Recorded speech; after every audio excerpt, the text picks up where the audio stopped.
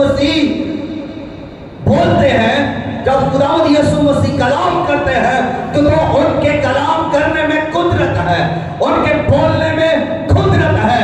वो जो कहते हैं हो जाता है। उन्होंने तूफान से कहा थम जा, तूफान थम गया और तूफान की जान निकल गई, लहरें साकत हो गई। उन्होंने मुर्दे से कहा ए लाजर बाहर आ, तो मुर्दा जो 4 दिन का था कब्र से बाहर आ गया। यीशु मसीह की आवाज में क्या है? कुदरत है। इससे पहले उसने याकूब की बेटी से कहा उठ ए बेटी उठ, वो उठ खड़ी हुई और बेनाइट शहर के पेमा के बेटे से उसने कहा जवान उठ, और वो मुर्दा सा बदन जो था वो जिंदा हो गया और उठ खड़ा हुआ। उसने अंधे से कहा, और जब उसकी आंखों पर मट्टी लगाई और उससे कहा जा शैलोक में जाकर धो ले, और जब उसने धोया और उसी वक्त उसकी आंखें नई हो गई। जो जन्म का अंधा था, कभी नहीं देखा था, वो साफ साफ देखने लगा।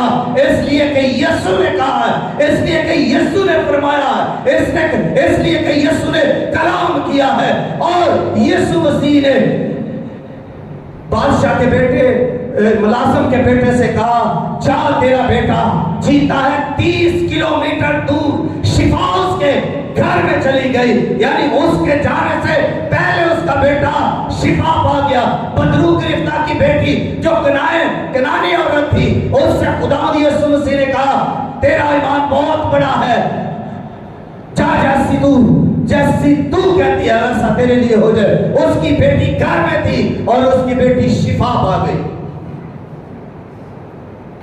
खुदावंद यीशु मसीह ने बारहा ऐसा कहा, और जब वो बोलते हैं तो वो हो जाता है। मफलूस से खुदावंद यीशु मसीह ने कहा तेरे गुनाह माफ हुए, और उसी वक्त उसके गुनाह माफ हो गए। उसने कहा उठ, अपनी चारपाई उठा और चल फिर, और उसी वक्त कलाम की कुदरत ने उसे उठा खड़ा किया और वो उठा और अपनी चारपाई को भी उठाया और चलने फिरने लगा। लेकिन आज हम लाजर के ताल्लुक से बात करेंगे कि खुदावंद यीशु मसीह ने लाजर को जब आवाज दी तो उसकी आवाज जो कुदरत वाली है किस तरह से काम करती है। लाजर को मरे हुए 4 दिन हो गए। बहनों ने पैगाम भी भेजा जब वो बीमार था, लेकिन खुदावंद यीशु मसीह ना आए। और जब 4 वर्ष हो गए, खुदावंद यीशु मसीह आते हैं, और जब आते हैं तो आकर उस गांव में जब दाखिल होते हैं तो मरियम उनसे मिलती है और कहती है कि मरथा मिलती है तो कहती है कि अगर तू यहाँ होता तो हमारा भाई ना मरता। उसने कहा अगर तू खुदा पर ईमान लाएगी तो खुदा का जलाल देखेगी। उसने कहा मैं ईमान ला चुकी हूँ। फिर वो घर के अंदर क्या लोग जो है रो रहे हैं लाजर के लिए, उसकी बहनें रो रही हैं और लोग उसको तसल्ली देने के लिए आए हुए हैं। वावेला हो रहा है, रो रहे हैं लोग। और खुदावंद यीशु मसीह जब वहां पर पहुंचते हैं तो खुदावंद यीशु मसीह खुद रंजीदा है। उन्होंने पूछा इसे कहां रखा है, तो उसको बताया गया उससे तो 4 रोज हो गए हैं मरे हुए। अब तो उसकी कब्र में से, उसकी लाश में से बदबू आती होगी, तू चलकर देख ले।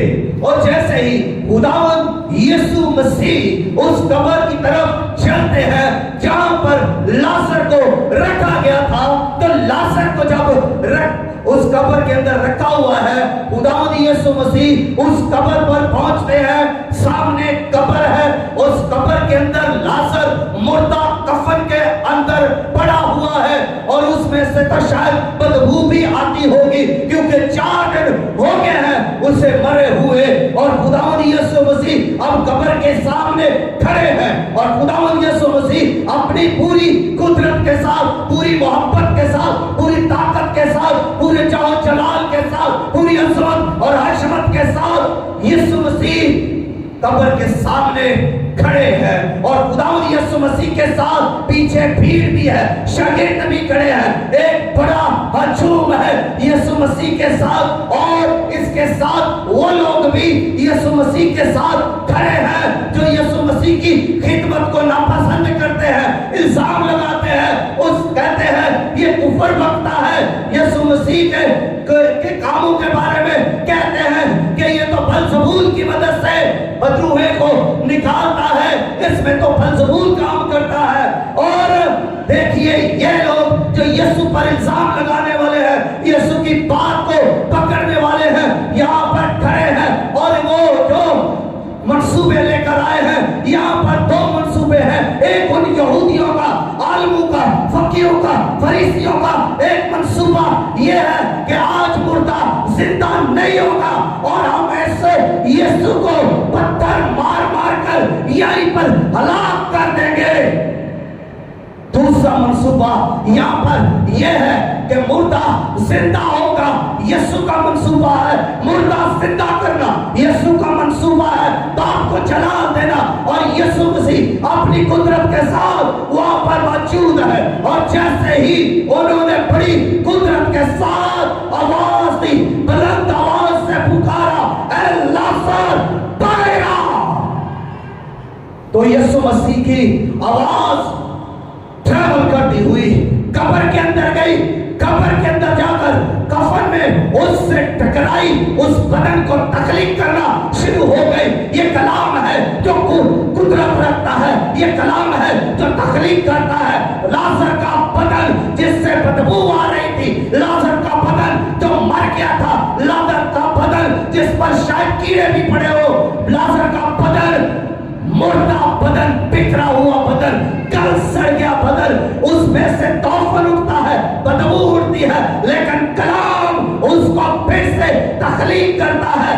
कलाम की कुदरत ने उसकी आंखों को बहाल किया, उसके ज़हन को बहाल किया, दिल को बहाल किया, अंतड़ियों को बहाल किया, मैदे को, जिगर को उसने बहाल किया और मांसपेशी को फिर से बहाल किया। और यही कुदरत वाली आवाज फिर आगे ट्रैवल करती है और मेरुआ में जाती है जहां पर उसकी रूह ठहरी हुई है। उस रूह को उस कुदरत की आवाज ने लाया और जब वो लाजर की रूह को वापस कब्र के अंदर लाते हैं और वो रूह उस लाजर के बदन में दाखिल होती है और लाजर जिंदा हो जाता है। लाजर जो पहले मुर्दा था, अब रूह के दाखिल होने से के सबब से और बदन के रिक्रिएशन होने के सबब से लाजर जिंदा हो चुका है। इधर यीशु ने कहा है लाजर बाहर आ, और लाजर कब्र से चलता हुआ बाहर आया। लाजर कब्र से चलता हुआ बाहर आया। अभी देखिए हाथ बंधे हुए हैं, पांव बंधे हुए हैं, आंखें बंधी हुई है। बाइबल में लिखा है कि वो जो कफन में लिपटा हुआ था, यानी यहूदी लोग जब कफन किसी मुर्दे को कफनाते थे तो वो पूरे सर से लेकर पांव तक उसको कफन पहनाते, पट्टियों की सूरत में बांधते जाते और उस पर खुशबू मलते, उस पर खुशबूदार मसाले उसके बदन पर मलते, फिर उसके ऊपर कफन को लपेटा जाता। और लाजर का कफन अभी तक उसके ऊपर है। लाजर जिंदा है, पहली बार लाजर जिंदा है और कब्र से बाहर है। लाजर जिंदा है, कब्र से बाहर है। और अगली बात सुनिए, लाजर जिंदा है मगर कफन के अंदर है, मगर कफन के अंदर है, बंधा हुआ है, चेहरे पर रुमाल लिपटा हुआ है, हाथ बंधे हुए हैं, पांव बंधे हुए हैं। यहां पर वो कफन के अंदर है और जिंदा है। पहले वो कब्र के अंदर था, मुर्दा था, यीशु ने उसे जिंदा किया और अब वो कफन के अंदर है और जिंदा है। कोई हरकत नहीं कर सकता, किसी को बांध दे और बांध कर उससे कहे कि आप मुझे पानी का एक गिलास नहीं फैला सकता, क्योंकि वो बंधा हुआ है, उसके हाथ बंधे हुए हैं, उसके पांव बंधे हुए हैं।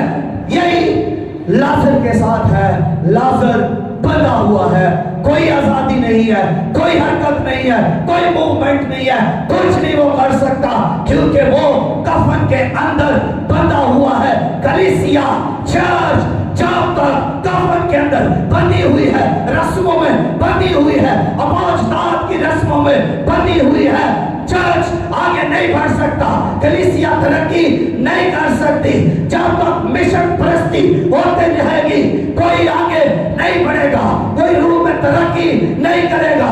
उसका बदन रस्मों में बंधा हुआ है, उसका बदन मिशन प्रस्ती में बंधा हुआ है, और ये एक कफन की सूरत में है। हमें इस कफन से निकलने की जरूरत है, अपोस्ताद की रस्मों से बाहर आने की जरूरत है, और मिशन प्रस्ती से भी बाहर आने की जरूरत है। अक्सर लोग मजहब के अंदर हैं, लोग मजहबी बने हुए हैं, मजहब से निकलकर भी मजहब पर आने की जरूरत है।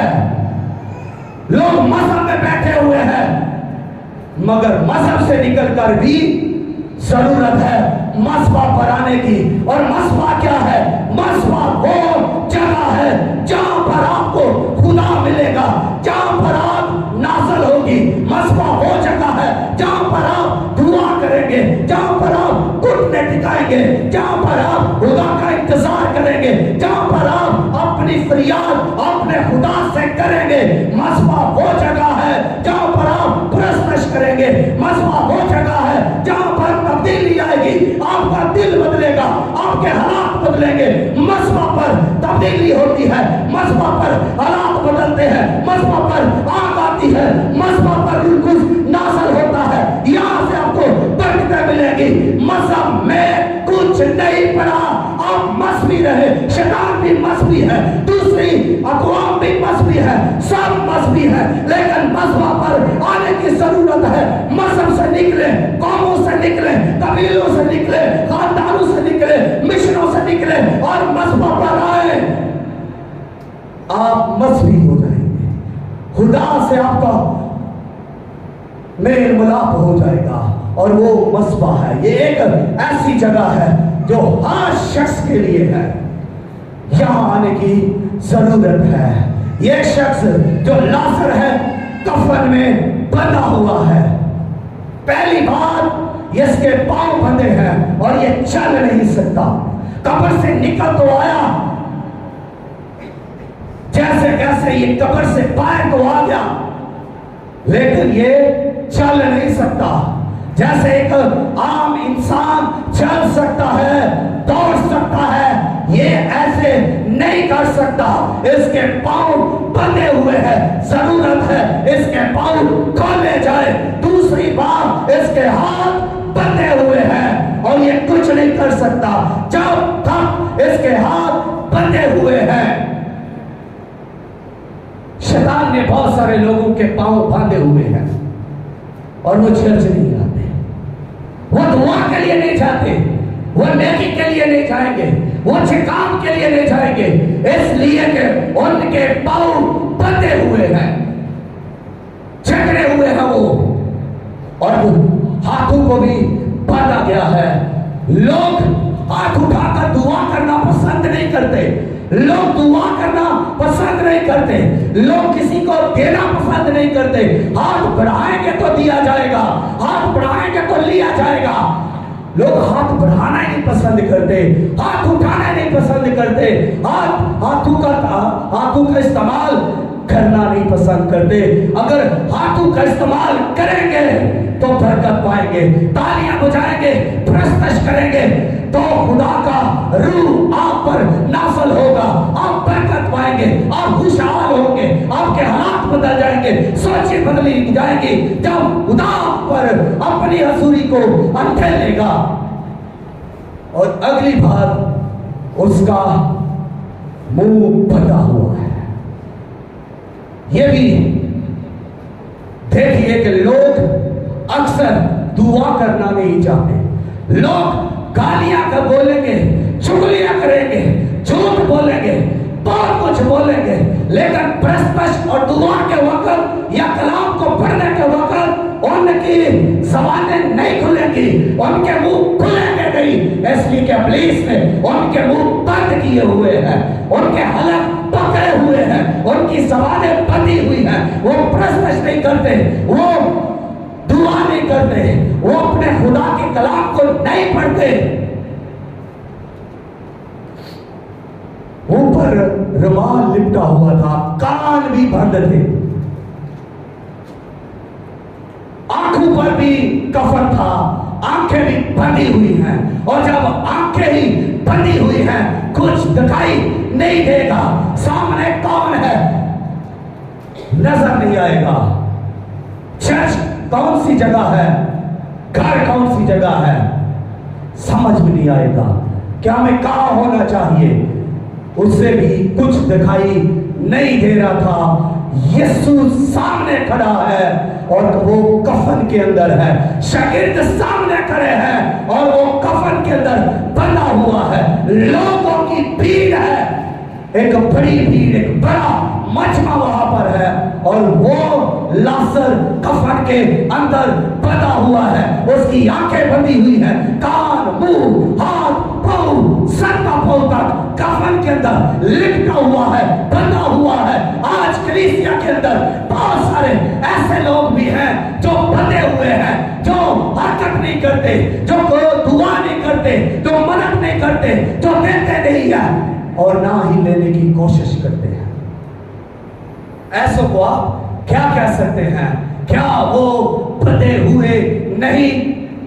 वो तो उस जगह पर बंधे हुए, थैंक यू, वो तो उस जगह पर बंधे हुए हैं। शायद किसी जगह पर वो बंधे हैं, बुराई के किसी अड्डे पर, वो उनका जाना वहां तक है, उनका जंजीर डाली गई है कि तूने यहां तक ही जाना है, उससे आगे नहीं जा सकता। वो जंजीर एक रिकावट है, बंदिश बनी हुई है और वो तरक्की नहीं करेगा, वो आगे नहीं बढ़ेगा, इसलिए कि बुराई ने उसे बांध रखा है। एक ज़नाकार है तो वो ज़ना तक ही महदूद है, एक अगर पीने वाला है तो वो ऐसा ही है, सिगरेट पीने वाला है या कोई और नशा करता है तो वो वहां तक महदूद रह जाता है। हालात बदलने चाहिए, हालत बदलनी चाहिए, कफन से बाहर आने की जरूरत है। यीशु मसीह इस बात पर राजी है, यीशु मसीह की ये ख्वाहिश है कि इसका कफन उतारा जाए, इसे कफन से आजाद किया जाए। यीशु मसीह ने कहा तुम इसे खोलकर जाने दो। यीशु मसीह की ख्वाहिश है कि जो कफन के अंदर है उन्हें कफन से आजाद किया जाए, मिशन परस्ती से आजाद किया जाए, रस्मों से आजाद किया जाए और उन नशेआवर चीजों से भी जहां पर वो बंधे हुए हैं, उसके अंदर जकड़े हुए हैं, वहां से भी उनको आजाद किया जाए। कुछ लोग बीमारियों के अंदर जकड़े हुए हैं, कुछ लोग बदरूहों के अंदर जकड़े हुए हैं, उन्हें आजाद होने की जरूरत है और यीशु मसीह चाहता है कि वो आजाद हो। यीशु ने कहा इसे खोलकर जाने दो। कहां जाने दो? जब ये खुलेगा, जब इसके हाथ खुलेंगे, जब इसके पांव खुलेंगे, जब इसके जुबान खुलेगी, आंखें खुलेगी, ये ठीक तरफ जाएगा, ये जहां देखेगा और ठीक देखकर उस तरफ जाएगा। जुबान खुलेगी, ये गवाही देगा मैं मर गया था, 4 दिन का लाजर कहेगा मैं मर गया था, मैं कब्र के अंदर था, मैंने खुदावंद की आवाज को सुना, मैं कब्र से बाहर आया, खुदावंद ने मुझे जिंदा किया। वो गवाही देगा, वो जाएगा, वो जगह जगह जाएगा, वो हर किसी के पास जाकर ये गवाही देगा, वो चलेगा, वो फिरेगा, वो हरकत करेगा, वो दुआ करेगा, वो हाथ उठाएगा, वो लहराएगा हाथों को और वो मदद करेगा और वो यीशु की तमजीद करेगा, क्योंकि वो अब कफन के अंदर नहीं, उसे आजाद कर दिया गया, वो चले फिरेगा।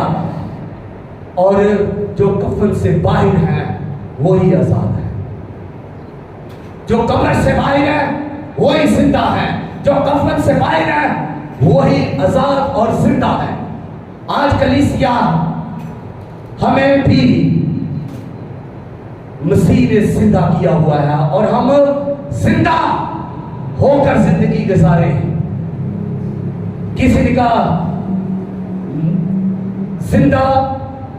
जिंदगी जिंदा दिली का नाम है, मुर्दा दिल खाक जिया करते हैं। हमें मसीह ने जिंदा किया है और मसीह ने हमें इसलिए जिंदा किया है कि हम उसकी गवाही दें, उसके नाम को जलाल दें, उसकी तारीफ करें, उसकी वर्शिप करें, उसके लिए इस दुनिया के अंदर गवाही का सबब बने। इसलिए मसीह ने हमें जिंदा किया है और हम जिंदा हैं। हमें उन मिश्रों से निकलने की जरूरत है, हमें एक होने की जरूरत है। हमें छोड़ना है उन रस्म और रिवाज को जो हमारी मस्ती रूहानी तरक्की में रुकावट है। लोग ये कहते हैं जी अगर हमने 10वां ना किया तो लोग क्या कहेंगे, अगर 3रा ना किया लोग क्या कहेंगे, मंगनी ना गई तो लोग क्या कहेंगे, खाना ना पकाया तो लोग क्या कहेंगे। अरे ये भी तो सोचो खुदा क्या कहेगा। अगर आपने गवाही ना दी तो खुदा क्या कहेगा, अगर आपने दुआ ना की तो खुदा क्या कहेगा, अगर आपने उसके कलाम को पढ़ा सीखा जाना नहीं तो खुदा क्या कहेगा। ये भी तो सोचे खुदा क्या कहेगा।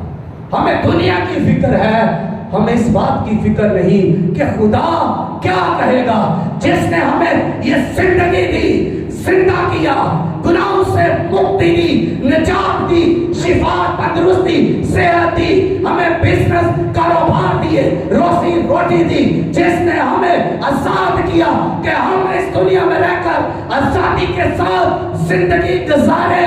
गुनाहों के बोझ उसने हमारे उठा लिए। मुर्दा नहीं जानता कि उसके ऊपर कितने मन गुनाह हैं, जानता है। अगर लाजर कब्र के अंदर था वो नहीं जानता था कि उसके ऊपर कितने मन मट्टी डाल दी गई है। मुर्दे को नहीं पता जो कफन के अंदर और कब्र के अंदर है, वो नहीं जानता कि उसके ऊपर कितने मन मट्टी डाल दी गई है। उसको कुछ पता नहीं क्योंकि वो मुर्दा है। आज लोग गुनाहों के अंदर भी तो मुर्दा है और उनको पता नहीं कि हमारे ऊपर कितने मान गुनाह है। कोई अंदाजा नहीं, इसलिए कि मुर्दा है। जिंदा जानते हैं, मुर्दे कुछ नहीं जानते। मसीह ने हमें जिंदा किया है और हमें जानने की जरूरत है हमने कौन सा गुनाह किया, हम पर किस गुनाह की गलाजत हम पर है, हम कौन से अमल कर रहे हैं, हमें जानने की जरूरत है। हमारी गलतियां क्या है, हमारे काम क्या है, हमारी सोचे, हमारे मंसूबे क्या है, क्या हमें जानने की जरूरत है क्योंकि हम जिंदा हैं। और अगर हम जिंदा हैं तो फिर हम इन चीजों को मद्देनजर रखें कि हम किस तरह से चलते हैं, हमारा चाल चलन क्या, हमारा रवैया क्या है, हमारी बातें क्या हैं, हमारे मंसूबे क्या हैं, हम कर क्या रहे हैं। मुर्दे कुछ नहीं जानते लेकिन जिंदा जानते हैं। आए कलाम